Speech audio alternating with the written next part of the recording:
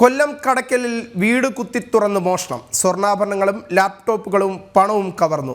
മണ്ണൂർ ഇടയിൽ വീട്ടിൽ ജോർജ് അലക്സാണ്ടറുടെ വീട്ടിലാണ് മോഷണം നടന്നത്.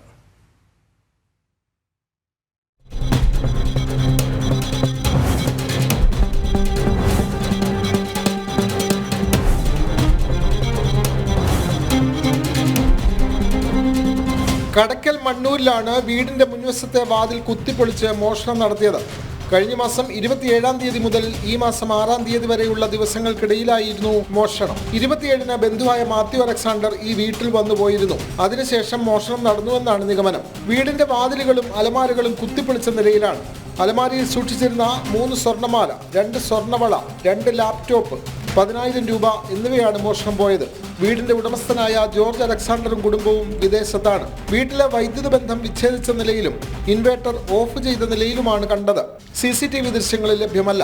ഞങ്ങൾ പോലീസിനൊപ്പം തന്നെ വീട് പരിശോധിക്കുകയും ചെയ്തപ്പോൾ വളരെ വലിയതായിട്ടുള്ളൊരു കവർച്ചയാണെന്ന് ഞങ്ങൾക്ക് മനസ്സിലായി.